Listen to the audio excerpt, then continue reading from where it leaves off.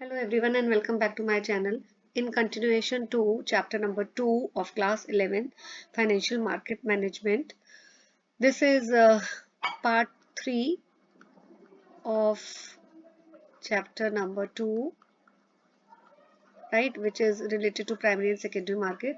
तो अभी आज हम टॉपिक जहाँ से स्टार्ट करेंगे that is what is prospectus. See, prospectus क्या है? प्रोस्पेक्टस में सारी इंफॉर्मेशन, जब भी कोई इन्वेस्टर कंपनी में पैसा इन्वेस्ट करता है, वहाँ की सिक्योरिटीज बाय करता है, तो before he apply for the issues it is very important कि ही शुड नो कि कंपनी क्या है, कंपनी की क्या पॉलिसीज हैं. तो ये सारी इंफॉर्मेशन इन्वेस्टर को कहाँ से मिलेगी? प्रोस्पेक्टस से. So prospectus include all the information regarding size क्या है इशू का, स्टेटस क्या है कंपनी का, इक्विटी कैपिटल कितनी है कंपनी में, कंपनी की करंट और पास्ट परफॉर्मेंस कैसी थी, प्रमोटर्स के बारे में, प्रोजेक्ट के बारे में, कॉस्ट ऑफ प्रोजेक्ट के बारे में, कि मीन्स ऑफ फाइनेंसिंग क्या है. तो ये सारी इंफॉर्मेशन कहाँ मिलती है? प्रोस्पेक्टस में. तो according to SEBI it is very important कि जो भी कंपनी लोगों को इनवाइट कर रही है कि they should come and invest in the securities, वो पूरा इंफॉर्मेशन जो है they should disclose to the public, right. So prospectus की अगर आपको पेपर में डेफिनेशन आती है तो यहाँ आप लिख सकते हैं prospectus includes all this, right. ये जो मैं हाईलाइट अभी कर रही हूँ, this you can mention, right. Now what does draft offer document means? See, एक तो टर्म है आपकी ऑफर डॉक्यूमेंट और दूसरी है ड्राफ्ट ऑफर डॉक्यूमेंट. तो पहले ऑफर डॉक्यूमेंट का मतलब क्या होता है? Prospectus in case of public issue. लेकिन ऑफर डॉक्यूमेंट ये देखिए, तो ये है it is prospectus in case of public issue and it is letter of offer in case of right issue. तो राइट इशू के केस में, राइट, अगर कंपनी राइट इशू करती है तो राइट इशू के केस में ऑफर डॉक्यूमेंट क्या होता है? Letter of offer. लेकिन पब्लिक इशू के केस में offer document is prospectus. So it has to be filed with registrar of company and stock exchange, right? So it has to be filed with registrar of company and stock exchange. अब draft offer document क्या होता है? Draft offer document का मतलब वो document जो अभी draft stage में है, which is in draft stage, right. तो ये ड्राफ्ट ऑफर जो डॉक्यूमेंट है ये हम सेबी के साथ फाइल होता है, ठीक है. It has to be filed with SEBI. और कब फाइल करना होता है? 30 days prior to the registration of red herring prospectus और प्रोस्पेक्टस विद आरओसी. अभी मैंने आपको बताया कि प्रोस्पेक्टस को फाइल करना होता है with the registrar of company, that is ROC. तो 30 days prior to registration of the red herring prospectus या प्रोस्पेक्टस विद आरओसी, ये बहुत ज़रूरी है कि ड्राफ्ट ऑफर डॉक्यूमेंट जो है वो सेबी के साथ फाइल हो जाना चाहिए. अब आप भी बोलेंगे ये टर्म क्या है, रेड हेरिंग प्रोस्पेक्टस? इसके बारे में मैं अभी बताऊंगी. यहाँ पे नीचे दिया हुआ है इसका, अभी हम डिस्कस करते हैं what is red herring prospectus. तो अब जो ड्राफ्ट ऑफर डॉक्यूमेंट है वो सेबी के साथ फाइल होना चाहिए, राइट. अगर कोई भी चेंजेस सेबी स्पेसिफाई करती है कि ड्राफ्ट ऑफर डॉक्यूमेंट में कुछ चेंजेस होने चाहिए, तो that has to be incorporated. वो चेंजेस जो हैं it has to be incorporated in the draft offer document, right. Now what is red herring prospectus? Red herring जो प्रोस्पेक्टस होता है बेटा, ये प्रोस्पेक्टस होता है जिसमें दो चीजों की डिटेल्स नहीं होती है. ये आपको याद रखना है. इसमें कौन सी डिटेल्स नहीं होती? इसमें प्राइस, शेयर, जो भी सिक्योरिटीज का प्राइस है उसकी डिटेल नहीं होती, और कितने नंबर ऑफ शेयर्स ऑफर किए जा रहे हैं उसकी भी डिटेल नहीं होती. लेकिन और क्या फिर इस प्रोस्पेक्टस में बताया जाता है कि कंपनी के बिजनेस ऑपरेशंस क्या है, कंपनी की फाइनेंशियल स्टेटमेंट, प्रमोटर, कंपनी का ऑब्जेक्टिव क्या है बिहाइंड रेजिंग द फंड्स, ठीक है, लाइबिलिटीज कितनी है, ये सारी इंफॉर्मेशन तो होगी. लेकिन प्राइस और नंबर ऑफ शेयर्स की इंफॉर्मेशन नहीं होगी, इनकी इंफॉर्मेशन नहीं होगी. Now what is abridged prospectus? ये एक तरह से, जैसे देखिए इसको मैं ऐसे समझा देती हूँ. दो तरह के बच्चे होते हैं, एक जो पूरा डिटेल में पढ़ते हैं और एक होते हैं जो एग्जाम से पहले सिर्फ जो शॉर्ट नोट्स होते हैं या समरी जो होती है वो पढ़ जाते हैं। तो एब्रिज प्रोस्पेक्टस एक तरह से समरी है या शॉर्टर वर्जन है प्रोस्पेक्टस का। इसमें सारे इंपॉर्टेंट फीचर्स प्रोस्पेक्टस के मेंशन होते हैं, right. Now who prepare the prospectus और ऑफर डॉक्यूमेंट्स? तो पब्लिक इश्यूज ऑफ कंपनीज ये कौन हैंडल करता है? Merchant bankers, and they are responsible for preparing of the prospectus. But ये जो प्रोस्पेक्टस ये लोग प्रिपेयर करते हैं, इसको सबमिट करना पड़ता है सेबी को for the approval. Now what does one mean by lock in? Lock in का मतलब है कि एक particular certain period of time के लिए जो सेल ऑफ शेयर्स हैं उसको फ्रीज कर दिया जाता है, ठीक है। कंपनी जो है उस टाइम पीरियड में और शेयर्स जो हैं उसको शेयर्स को इशू नहीं कर सकती, सेल नहीं कर सकती, राइट। तो ये क्यों किया जाता है? Why it is done? To ensure कि promoters और main persons who are controlling the company shall continue to hold some minimum percentage in the company after the public issue. तो इसका मेन एम ये होता है कि जो भी कंपनी के मेन इंपॉर्टेंट लोग हैं, प्रमोटर्स हैं, मेन लोग हैं जो कंपनी को कंट्रोल करते हैं, उनके पास कुछ परसेंटेज हो कंपनी का, ठीक है। After the company has issued the shares, तो उनके पास भी कुछ परसेंटेज रहे। Now what is meant bye listing of securities? Listing का मतलब होता है कि सिक्योरिटीज जो है अब वो स्टॉक एक्सचेंज में ट्रेड की जा सकती है। ट्रेड का मतलब it can be bought, it can be sold, ठीक है। सो लिस्टिंग का मतलब है अब स्टॉक एक्सचेंज में दे हैव बीन एडमिटेड, उनका एडमिशन हो गया है, मतलब कि they can be bought and sold, they can be traded. That is the meaning of listing of securities. So now what is listing agreement?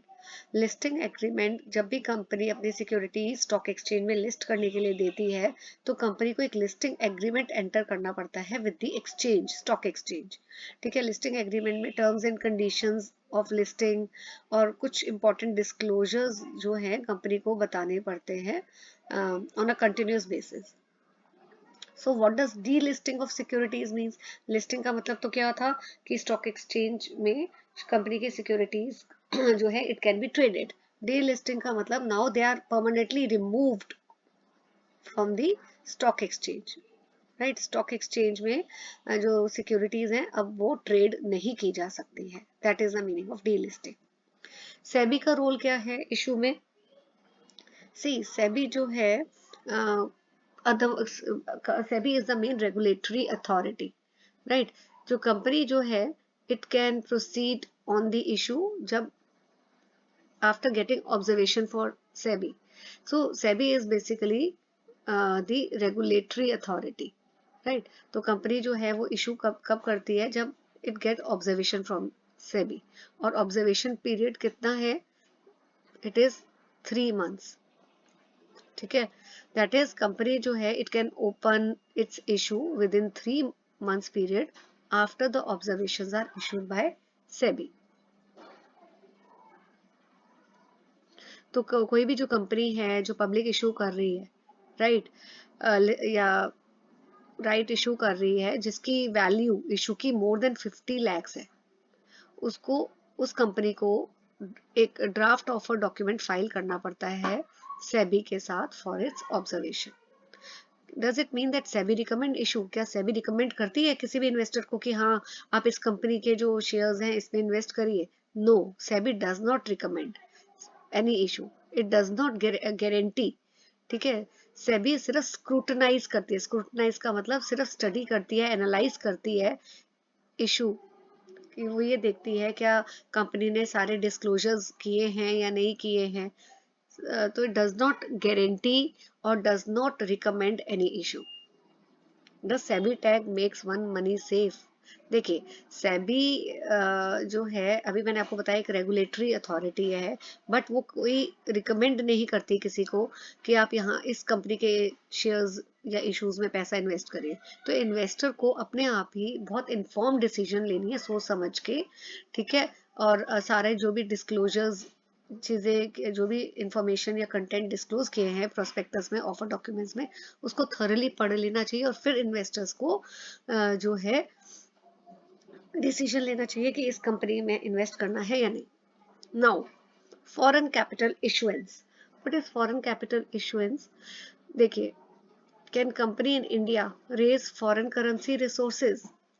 तो yes, it is important. अब Indian companies है जैसे, वो इंडिया में अपने shares bye and sell करके they can raise the money. क्या foreign country से भी वो अपने जो है पैसा रेज कर सकती है? The answer is yes, they can raise, and through two main sources. The first is issue of foreign currency convertible bonds, जिसको FCC भी बोला जाता है।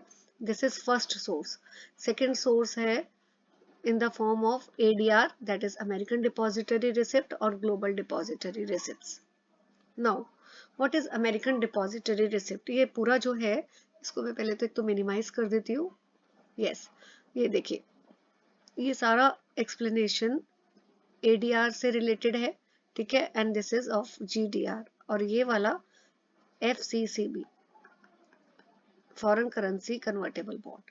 तो मैं अभी ये रीड नहीं कर रही, बस इसका क्या मतलब है वो आप लोगों को एक्सप्लेन कर देती हूँ।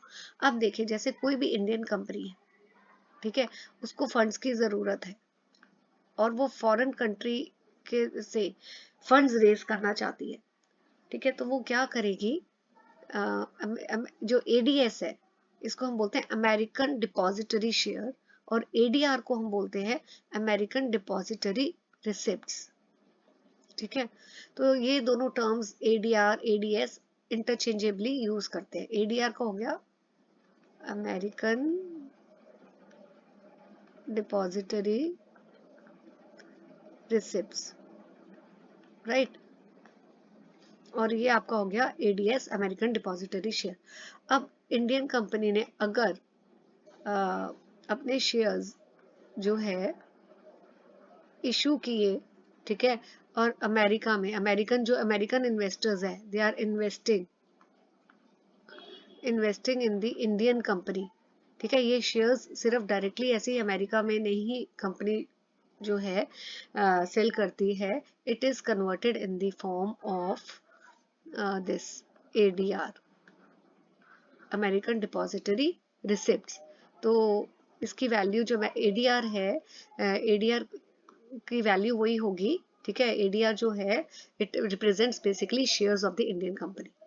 एक तरह से सर्टिफिकेट है, जैसे आपको सर्टिफिकेट आपको कोई मिलता है, ठीक है, तो उसी तरह ADR एक तरह से सर्टिफिकेट्स है, और ये सर्टिफिकेट अमेरिकन इन्वेस्टर के अगर हाथ में है तो इसका मतलब क्या है? इसका मतलब ये है कि उन्होंने इंडियन कंपनी के शेयर्स जो हैं वो खरीदे हैं। तो ये एक तरह का सर्टिफिकेट है जो इन्वेस्टर्स को, अगर अमेरिकन इन्वेस्टर्स के हाथ में है, तो ये सर्टिफाई करता है कि they have invested in the shares of the Indian company. तो अगर इंडियन कंपनी जो है वो अमेरिका में अपने shares in the form of ADRs देती है, ठीक है, तो American investors they buy these and they invest in the Indian company, ठीक है। सो it means the Indian company is able to raise funds in the foreign market, but foreign market कौन सी? Only USA, America. तो और बाकी ये जो है हमारा GDR, ये भी almost it is similar to ADR, लेकिन इसमें क्या फर्क है? सिर्फ जैसे इंडियन कंपनी है, ये rest of the world other than USA के लिए अमेरिकन डिपॉजिटरी रिसिप्ट, लेकिन यूएसए को छोड़ के बाकी कोई भी जो कंट्री है, वहां पे अगर इंडियन कंपनी अपने शेयर्स को सेल कर रही है इन the form of global depository receipt, और वहाँ के फॉरेन कंट्री के जो इन्वेस्टर्स हैं वो इंडियन कंपनी में पैसा लगा रहे हैं, उनकी ग्लोबल डिपॉजिटरी रिसिप्ट्स बाय कर रहे हैं, तो Indian company is able to again raise the funds from the foreign market. Now comes what is meant by foreign currency convertible bond. तो ये बॉन्ड है जो इंडियन कंपनी इशू करती है, ठीक है, इन दी फॉरेन करेंसी। लेकिन ये जो बॉन्ड्स होते हैं ये भी वही प्रोसीजर है कि इंडियन कंपनी है, ये बॉन्ड्स इशू कर रही है फॉरेन करेंसी में, लेकिन एक पर्टिकुलर टाइम पीरियड के बाद, ठीक है, बॉन्ड होल्डर के पास ये ऑप्शन होता है कि ये बॉन्ड्स जो हैं they are converted into the equity, they can be convertible to equity, right? So next topic is secondary market. For this I am going to make another video. Till then, stay tuned to my channel. Thank you for watching the video.